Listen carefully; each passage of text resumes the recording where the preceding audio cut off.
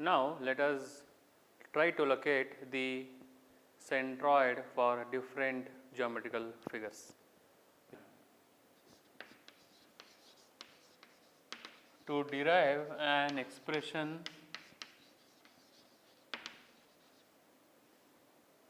for centroid of a triangle.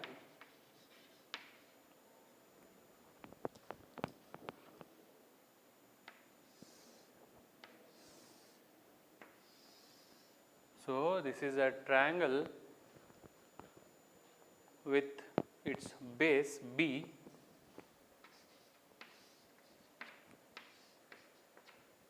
and its height be h. Let this triangle be named as ABC. Okay.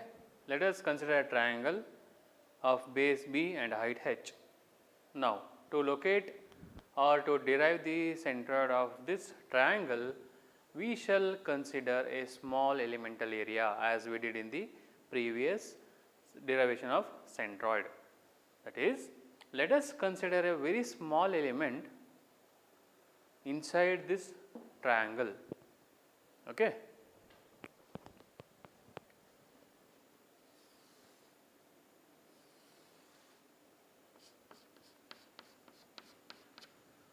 So, let this be the small elemental area of width B dash and depth dy, and let that be located at a distance of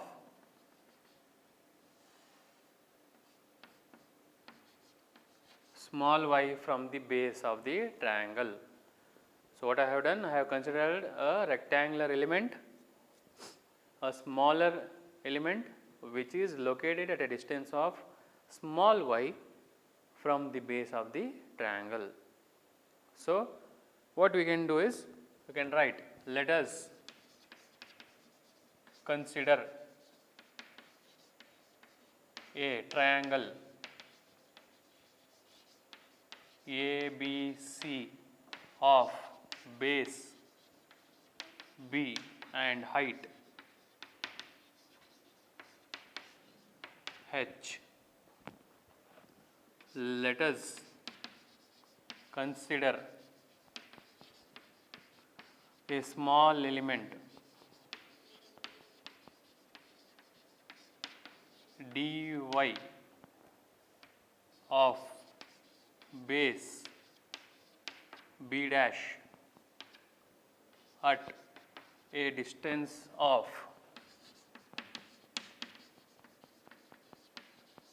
y from the base. Okay. So, let us consider a triangle ABC of base B and height h, whose area is obviously given by capital A. So, you can write area capital A. Now, what about the area of this smaller element? Since it is very small, we can consider this element to be of rectangular shape. So, therefore, the area of the smaller element is given by B dash into dy. Can observe this here. But what about B dash? Let me name this as equation 1, but from figure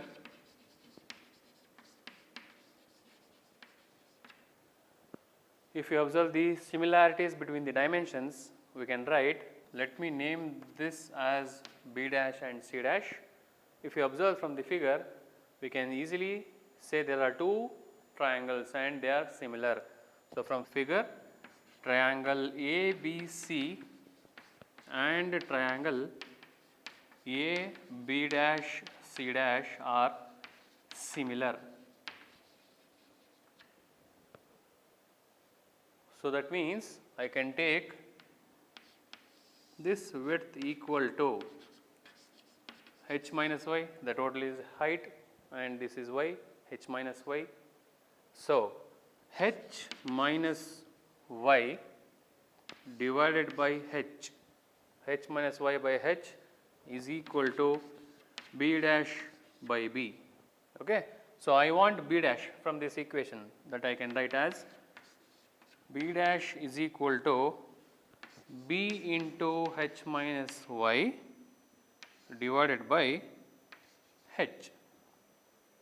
Now, we have the value of b dash.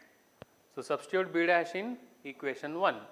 So, therefore, equation 1 becomes b into h minus y divided by h into dy. Now, if I take moment of the area for smaller element, I can write it as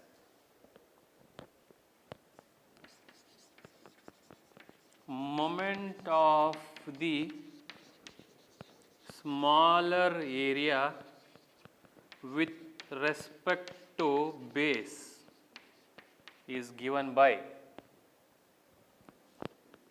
area of the smaller element into its centroidal distance. So, area of that is nothing but b into h minus y by h into dy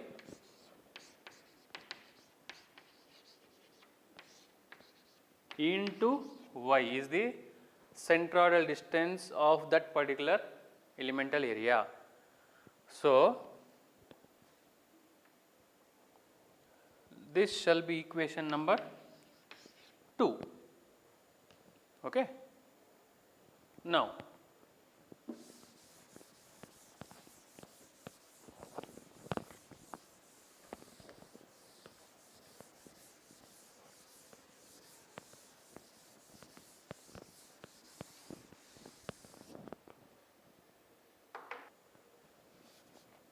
that will be equal to b into h minus y by h into y dy, or if I multiply y inside, I get b by h into hy minus y square into dy.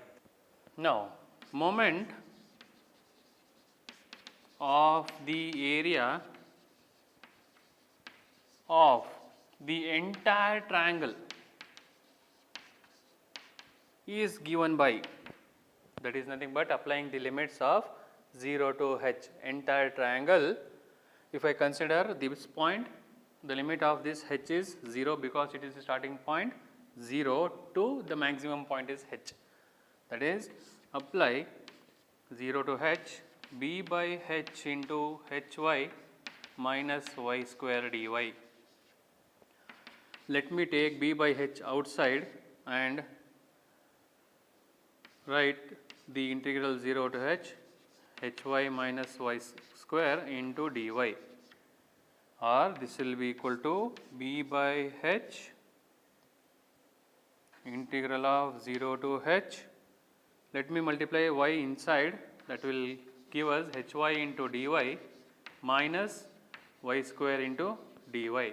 Now, on integrating the terms, we get b by h, so into h y dy is nothing but y square by 2 and the limits 0 to h minus y cube by 3 limits 0 to h.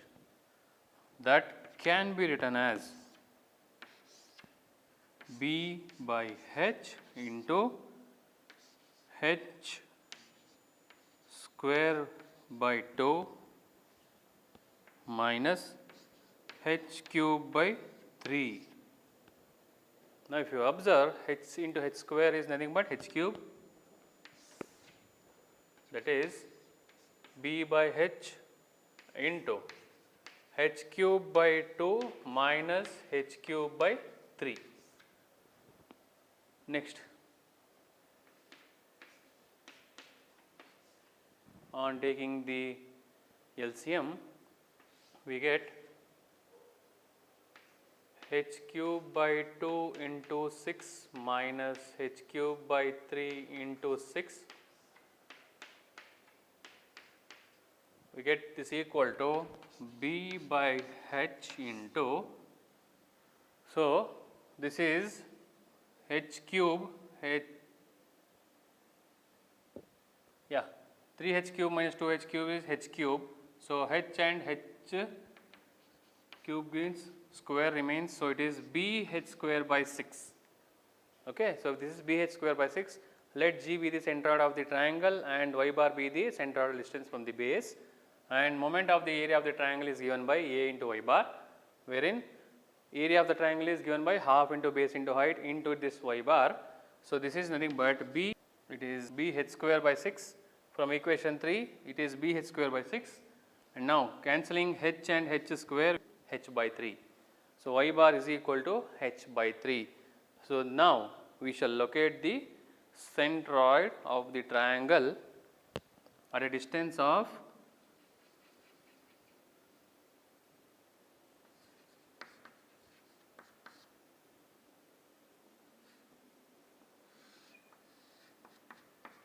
y bar from the base of the triangle. So this will be its centroidal axis. Okay. Similarly, for a right angle triangle, you can derive the same expressions for the centroid following the same steps, but the thing is you need to write the figure consisting of only the right angle triangle and consider the small elemental area along the horizontal direction at a distance of small y from the base. Then calculate its moment of the area of that particular strip or the small elemental area, and then consider the entire triangle, apply the limits, integrate it, we will be getting an expression, and then calculate the moment of the area of the entire triangle, half into base into height into its y bar distance. Then equate those two equations consisting of the moments, that is the moment of the larger triangle and the moment of the smaller element considering the entire triangle, will give you the expressions for y bar and also for x bar. Okay.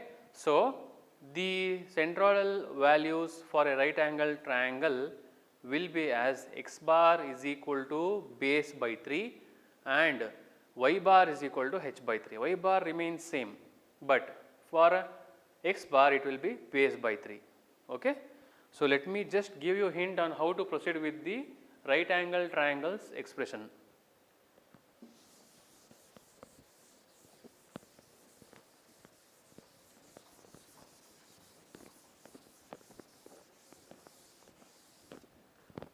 So if I consider a right angle triangle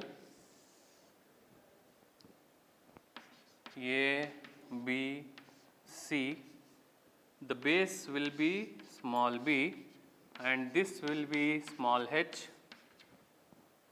and we need to consider a smaller elemental area in x direction at a distance of small y, and this shall be b dash and the thickness of this will be dy, and on performing the same steps as we did in the regular triangle, we will be ending up with the expression for y bar as h by 3. Similarly, if you consider this element along the vertical direction, then we can easily get an expression for x bar will be equal to b by 3.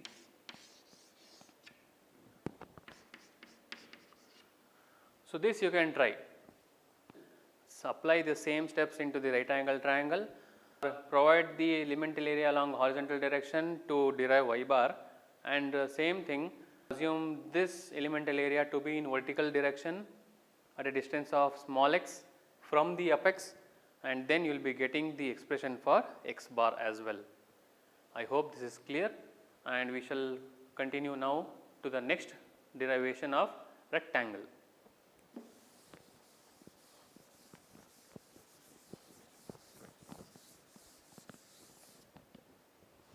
To derive an expression for centroid of a rectangle,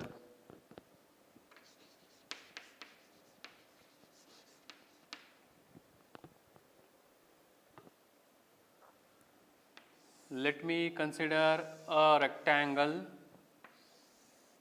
whose length is L and base and its breadth be B.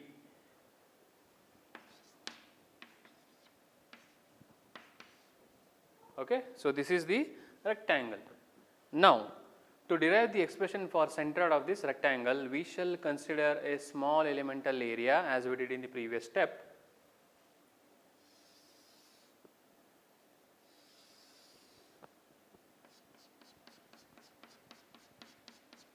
Whose depth is equal to dy and the width is equal to length L. It remains same, no changes. Okay. So, this is the length and this is the breadth of the rectangle. This is at a distance of small y from the base of this rectangle. Okay. So, it is now as shown in figure. Okay. So, the steps to be written are: let L be the length of the rectangle, B be the breadth of the rectangle, and let us consider a small elemental area whose depth is dy and is located at a distance of small y from the base of the rectangle. Okay. Then we shall calculate the moment of the area of this particular strip or the elemental area, and then let us consider the entire rectangle area and derive the expression for corresponding x bar or y bar. Now, let us derive the expression for a centroid of a rectangle.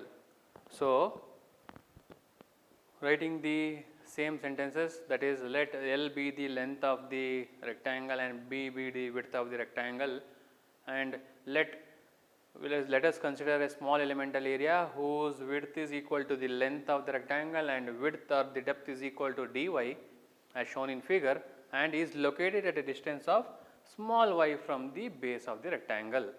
Now, area of small element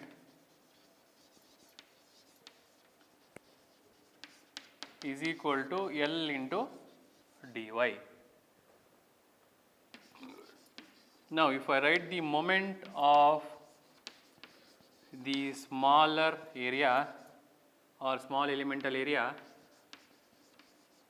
we can write it as L into dy into its centroidal distance y as shown in figure. So, this will be nothing but L into y dy, equation number 1. Now, let us consider the entire rectangle with respect to this small area, that is, moment of the small area with respect to x axis is given by L y dy and apply the limits as 0 to b, and so 0 to b is the limits we can apply for y. So, after integrating we get L, if I take it outside, it will be y square by 2 0 to h, or this is equal to L into h square by 2, equation number 2. Now, let me consider moment of the total area of the rectangle, which is given by A into its y bar, where we need to write few sentences such as let capital G be the centroid of the rectangle and let y bar be the centroidal distance of this rectangle with respect to x axis, that is equal to L into B into y bar and let this equation be 3. Now, if you observe the left hand side of equations 2 and 3, we can easily say that it is equal. So, from equations 2 and 3, we can equate it.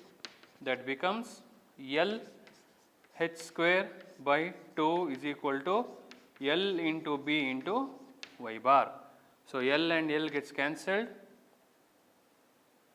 Sorry, it is 0 to B. It is B LB square, B square. So, B square and B gets cancelled, that is left out with y bar is equal to B by 2. Similarly, if you consider this small element along the vertical direction and repeat the steps, but this y will become now x here and continue with the same steps, you are going to get the x bar value is equal to L by 2. Okay. So, x bar is equal to L by 2 and y bar is equal to V by 2. This is the centroidal values of a rectangle. So, after we derive the y bar, I shall locate it as G and this shall be its centroidal axis. So, this axis can be drawn after calculating x bar and y bar, that is after deriving, and this shall be G of x bar comma y bar. Okay. So, this is nothing but x bar and this is nothing but y bar. Okay. I hope you have understood this. Now, let us move on to the next geometrical figure, that is a semicircle.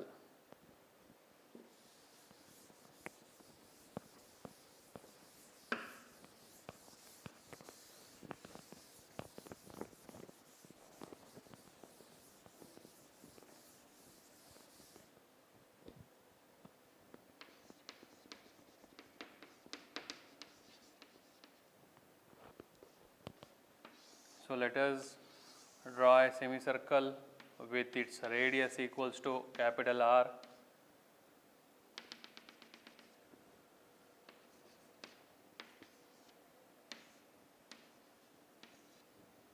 Now, this is the semicircle of radius R.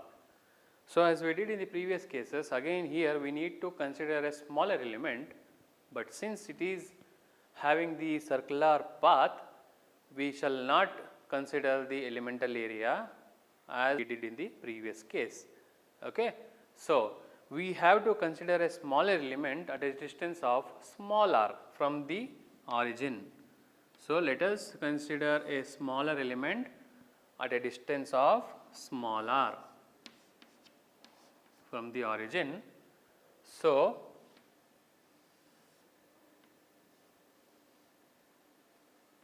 that thickness of the smaller element B dr, okay, and let this be located at an angle theta and let this angle or the smaller element angle B d theta. And if you observe this part, since it is a smaller element, it looks like a rectangle. We can consider that part as a rectangle also. Okay. So, now we can write the same steps. Let R, capital R, be the radius of the semicircle, and let us consider a smaller element at a radial distance of small r from the origin, and let the depth of the smaller element be dr, and let the angle of inclination be theta and the smaller elemental area angle be d theta. So, if you write all these things, next step is we can easily derive the centroid. For that we need moment of the smaller elemental area, and with respect to that we need to calculate the moment of area by considering the semicircle, and then we should calculate the moment of the entire area or the total area of the semicircle, then equate those two equations to derive the expression for the centroid. And let capital G be the centroid of the semicircle at a distance of y bar from the base AC. Okay, you have to write all those points. I am just going to derive the equation. Now, the area of smaller element is equal to, so this area of the smaller element is given by r dr into d theta. Okay. So, r and this dr you have to add both, then only you can take the total width as r dr into d theta. Since we are considering it to be a rectangle, since it is a very small element, we can consider this as a rectangle and write the area as shown. Now, moment of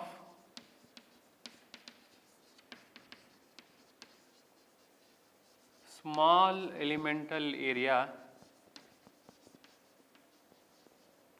is given by area into its perpendicular distance, that is nothing but r into dr into d theta into, what about its perpendicular distance with respect to base?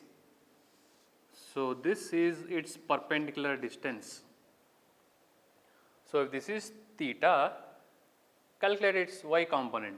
It is nothing but y equals to r sin theta, that is our vertical height.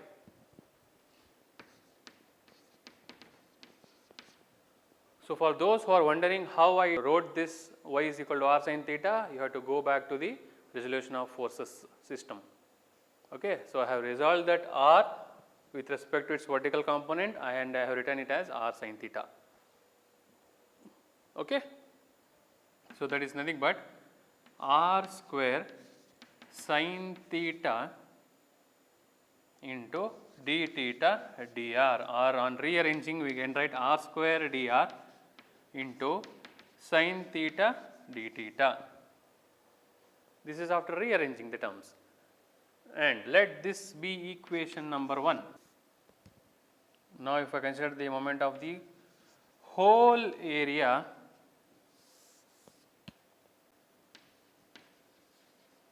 with respect to the its x axis, I can write this equal to, see you here we are involving with the measurements of angles as well as the distance, where r is in distance and theta is the angle. So, r, what is the limit that you can apply for r? So, from this point it is 0 and at last point it is capital R. Similarly, what is the maximum angle you can measure? So, from this point to this point it is 0 degree. So, it is 0 to pi, that is integral of 0 to r square dr into integral of 0 to pi sin theta d theta.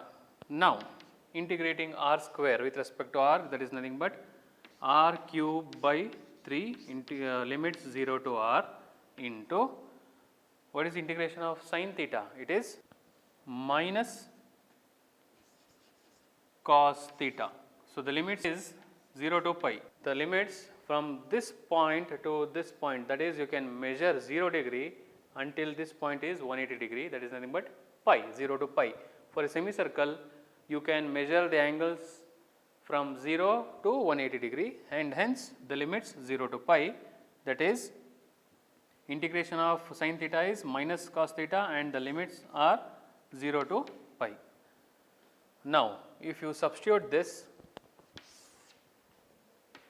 capital R cube by 3 into, so the upper limit is minus cos pi minus of minus cos pi minus of minus plus cos 0, which is nothing but r cube by 3 into minus cos pi, that is minus into minus 1 is plus 1 and cos 0 is also 1, which is nothing but 2r cube by 3, equation number 2, Okay, this is one equation 2. Now let us write the moment of the entire area.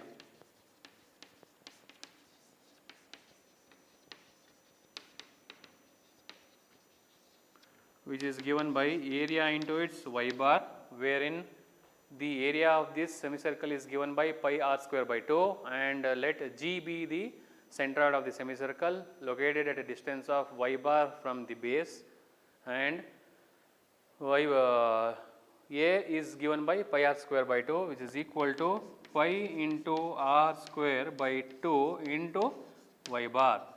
Let this be equation number 3. So now after we compare equations 2 and 3 and look into the left hand side of those equations, we get LHS of 2 and LHS of 3 is equal to same, that is moment. So easily we can equate equations 2 and 3. Okay. So on equating the equations, from equations 2 and 3 we get 2r cube by 3 is equal to pi r square by 2 into y bar.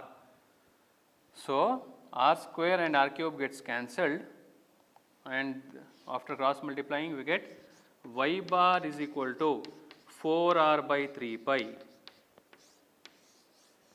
So this is the value of y bar. So let me locate. So since it is symmetrical about y axis, we don't have any x component. So this be the G of this semicircle, and this is its centroid y bar. Okay. So that expression is given by y bar is equal to 4r by 3 pi. So whenever you are dealing with the expressions involving semicircle, y bar should be equal to 4r by 3 pi. But what if the orientation of semicircle is changed to different direction? Then you have to change the y component accordingly. If this semicircle is oriented by 90 degrees, its y bar will be equal to x bar. That is, if this is the orientation, so this will be now x bar, which is equal to 4r by 3 pi. Similarly, if it is changed to the other direction, it will be y bar. If it is written opposite to it, again it will be x bar only. Please be careful while writing the central components of a semicircle. I hope it is clear. And now let us move on to the last derivation of the geometrical figure, which is nothing but the quadrant.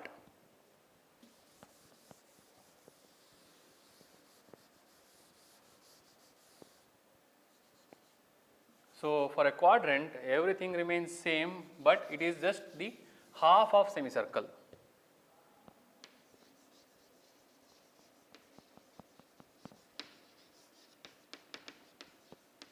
See, that is why I have retained the entire steps of the previous derivation, and this is our semicircle half, that is quadrant of a circle.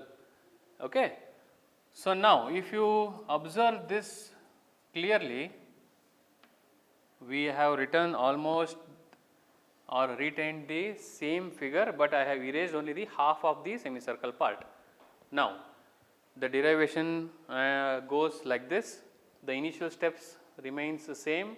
Let the smaller element be located at a radial distance of r from origin O.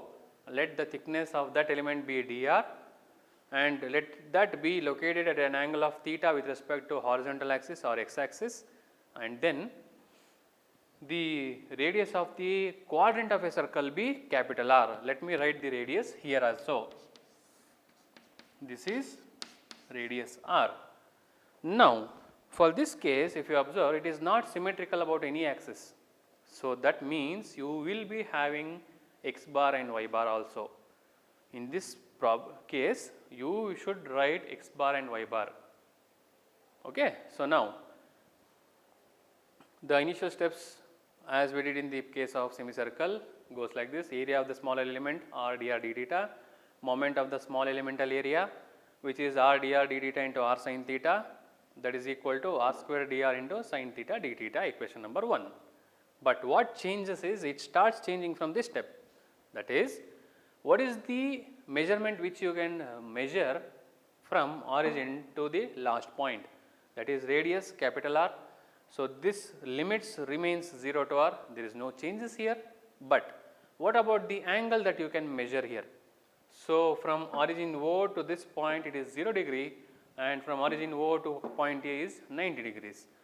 That is the only change that we need to incorporate here, that is, this is nothing but pi by 2. The limits is changed to 0 to pi by 2. Similarly, here it should be cos pi by 2 minus cos 0. So, what is cos pi by 2? Cos pi by 2 is nothing but cos 90 is 0 plus cos 0 is nothing but 1. So, here we need to write it as 0 plus 1, which is r cube by 3 only, equation number 2. Now, moment of the area, entire area. What is the area of quadrant of a circle? It is not pi r square by 2, it should be pi r square by 4, that is half of the area of the semicircle. Pi r square by 4, and you have to write in the same thing in the next equation as well. So, equation 2 is r cube by 3 and equation 3 is pi r square by 4. Pi r square by 4 into y bar. So, cancelling r square and r cube, you can send this 4 to the numerator on the left hand side. So, y bar will be equal to 4r by 3 pi. Now, similarly for x bar, it will be having the same steps. So, since it is not symmetrical, the centroid lies somewhere here, that is nothing but G. So, this is the centroidal axis xx and this will be its y bar. Similarly, this will be its x bar and this will be axis yy. So, we can write similarly x bar is equal to 4r by 3 pi. So, this is how you locate the centroid of a quadrant of a circle. So, for a quadrant of a circle, we will be having both x bar and y bar. For semicircle, we will be having only y bar. For rectangle, we will be having x bar and y bar. For a regular triangle, we will be having only y bar, but for a right angle triangle, we will be having both x bar and y bar values. Okay. So, if you are clear with these things, let me just list out the formulas for the centroid for different plane figures, so that it will help you out for the next numerical sessions.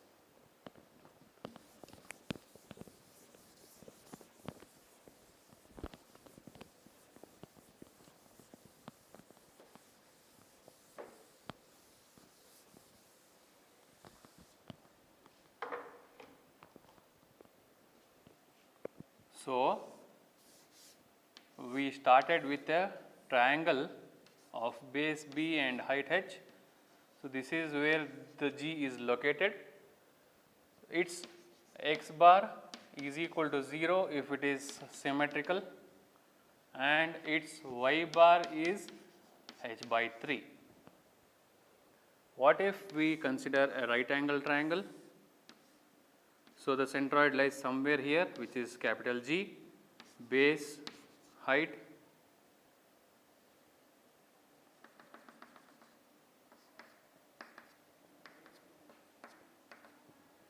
So, this will be xx, this will be yy, and this will be its x bar and this will be its y bar.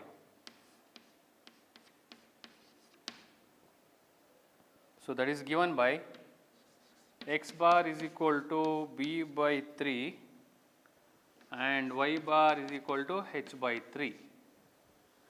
And next, a rectangle length and breadth,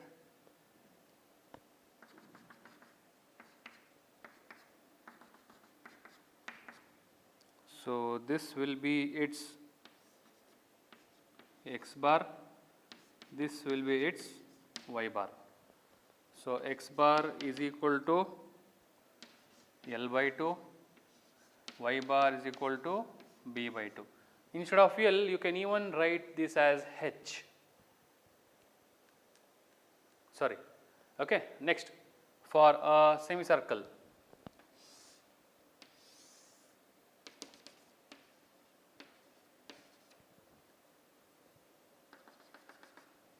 of radius r, this is nothing but its y bar.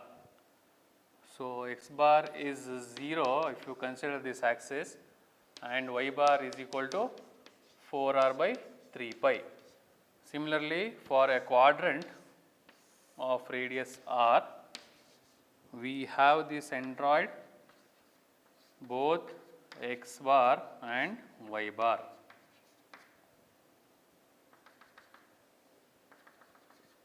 XX, YY. So for this, x bar is equal to 4r by 3 pi, y bar is equal to 4r by 3 pi. Okay. So these are the centroidal values of the plane figures or plane geometrical figures. So using this, we can solve the numericals. Okay. So you have to divide your given composite section into known components of this kind whose centroidal values are known to you. With the help of this, try to measure it with respect to the reference axis or the coordinate axis, and then try to locate the center of the given lamina. Okay. So if it is clear, now we are left out with the last part, that is sign convention.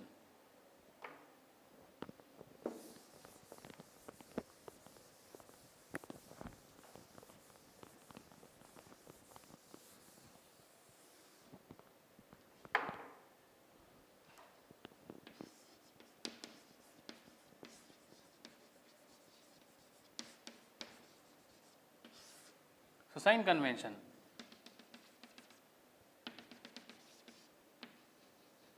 So if this is the origin O, what if you measure the values in the first quadrant and in the second quadrant, third quadrant and fourth quadrant?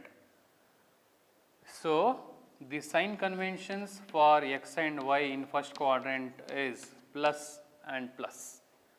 The sign convention for the second quadrant for x and y components is minus and plus. The sign convention for the third quadrant to measure the x and y component is minus and minus, and the sign convention for the x and y components in fourth quadrant is plus and minus. What does this mean? So in first quadrant, x is positive, y is also positive. In second quadrant, x is negative, y is positive. In third quadrant, x is negative, y is also negative. In fourth quadrant, x is positive but y is negative. Okay.